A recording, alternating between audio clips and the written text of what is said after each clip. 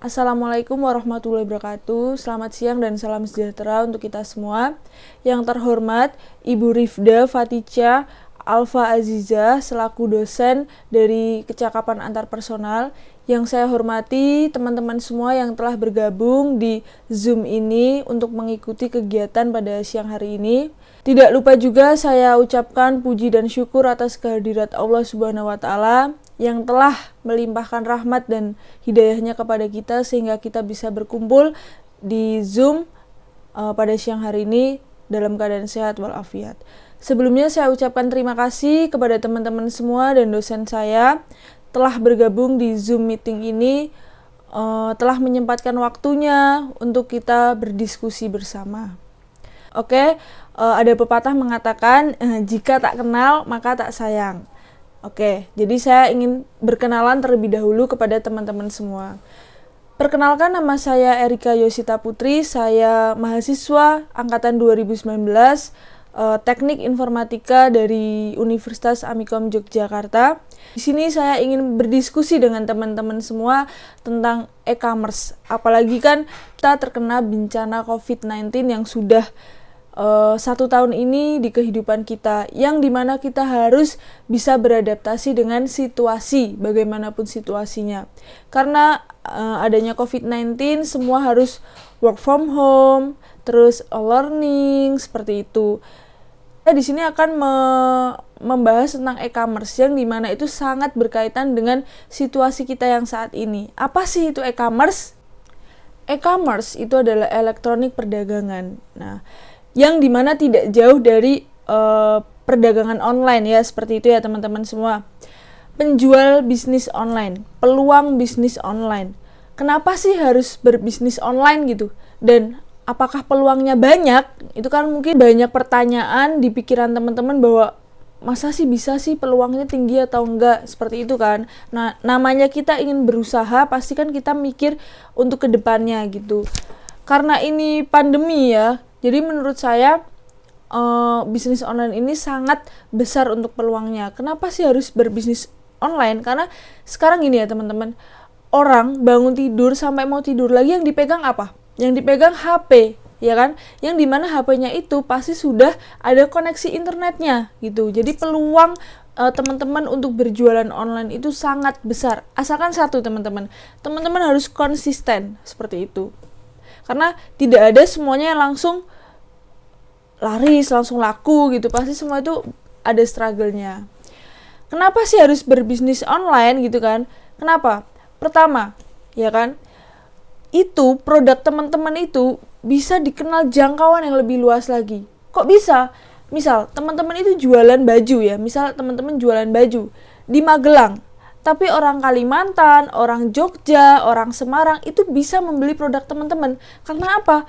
Karena baju teman-teman itu tinggal teman-teman foto, terus teman-teman posting. Nah, jangkauannya itu jauh lebih luas lagi. Itu yang pertama. Yang kedua, ya karena ini pandemi COVID, ya kan, semua harus dirumahkan, semua serba online. Jadi sangat menguntungkan juga buat kita. Kita juga bisa mengisi waktu luang kita juga bisa berpenghasilan, seperti itu. Kenapa harus berbisnis online lagi? Karena tidak membutuhkan modal yang banyak dan waktunya fleksibel. Bagaimana bisa, ya kan? Pertama, modalnya itu tidak banyak karena kita tidak perlu mengeluarkan uang untuk menyewa ruko atau toko, ya kan? Kita bisa melakukan bisnis online kita dari rumah, dari kamar, ya kan? Fleksibel waktunya itu kalau di offline gitu kan, store gitu, itu kan misal buka jam 8, tutup jam 5 sore, atau buka jam 8, tutup jam 8 sore.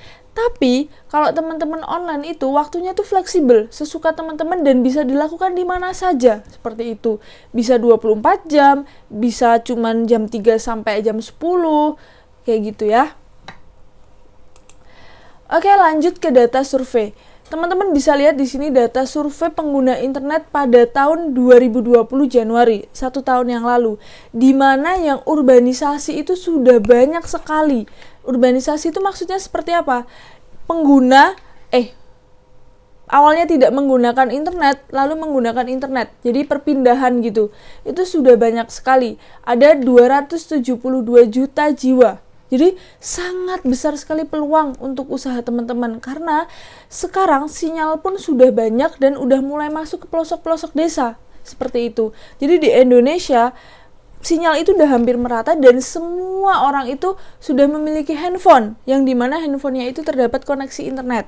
Di sini juga teman-teman bisa ngeliat untuk mobile connection yang dimana HP-nya itu terkoneksi dengan internet itu sudah banyak sekali. Rata-rata sekarang HP-nya apa? Android. Rata-rata HP-nya apa? iPhone, yang dimana terhubung dengan internet. Yang dimana pasti di HP itu teman-teman itu pasti sering buka sosial media, e-commerce seperti Shopee, Lazada, Bukalapak, Tokopedia.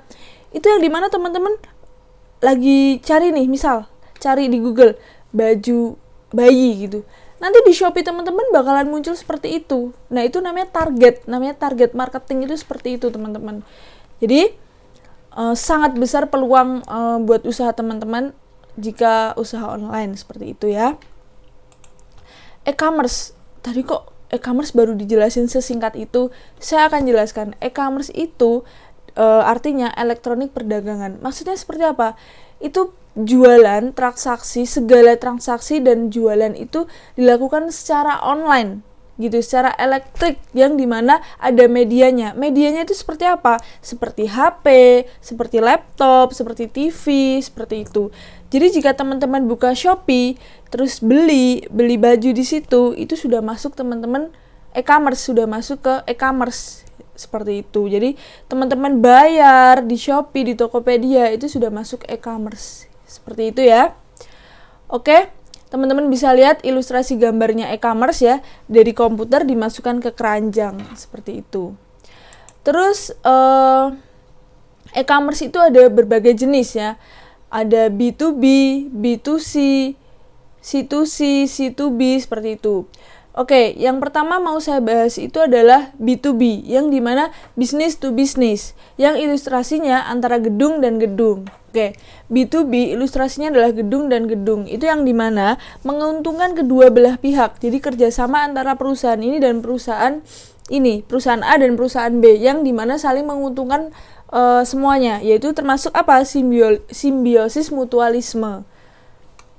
Contoh dari B2B itu seperti Lalali, Busy, terus Amazon itu ya, yang dimana itu adalah perusahaan-perusahaan besar gitu. Terus ada B2C, ya, B2C itu adalah business to customer, yang dimana penerapannya itu antara perusahaan dengan customer, seperti itu. Seperti apa? Traveloka, tiket.com, bineka.com, seperti itu. Itu yang mungkin teman-teman sudah kenal banget, itu Traveloka dan tiket.com. Itu termasuk dalam e-commerce B2C. Jadi penerapan antara perusahaan dengan customer. Kalau C2C atau customer to customer itu kita bisa menjual, kita juga bisa membeli. Ya, misal teman-teman di Tokopedia, teman-teman bisa membeli barang di Tokopedia, tapi teman-teman juga bisa menjual di Tokopedia. Jadi C2C itu customer to customer. Itu kita di situ bisa menjual dan bisa membeli. Tidak hanya di Tokopedia, di Shopee juga teman-teman bisa menjual. Misal teman-teman ingin jualan apa, masukin ke Shopee. Tapi teman-teman juga bisa beli barang di Shopee. Nah, seperti itu. Terus ada juga C2B, yang dimana customer to business. Itu adalah lebih menjual ke jasa. Contoh nih seperti ini. Teman-teman jago di dunia fotografi. Teman-teman bisa potret, teman-teman bisa videographer. Teman-teman upload itu di Shutterstock ya. Misal ya Shutterstock. Jika ada yang suka dengan video atau foto teman-teman, itu bisa dibeli. Dan itu dia belinya $. Oke, sekian yang dapat saya sampaikan. Semoga teman-teman semua paham. Jika ada yang ingin ditanyakan, dengan senang hati saya ingin menjawab pertanyaan dari teman-teman semua. Seperti itu. Saya sudah menjelaskan e-commerce, peluang bisnis online, data survei, jenis-jenis e-commerce, yang dimana saya berharap teman-teman itu paham dan mengerti gitu. Kita tidak boleh ketinggalan zaman dan ketinggalan teknologi, karena ini zamannya sudah online. Dengan adanya COVID ini semua kita harus bisa beradaptasi. Seperti itu. Saya juga mohon maaf jika penjelasan saya kurang jelas atau menyinggung perasaan teman-teman semua. Saya mohon maaf. Presentasi ini saya akhiri. Wassalamualaikum warahmatullahi wabarakatuh. Sehat-sehat semuanya. Stay safe.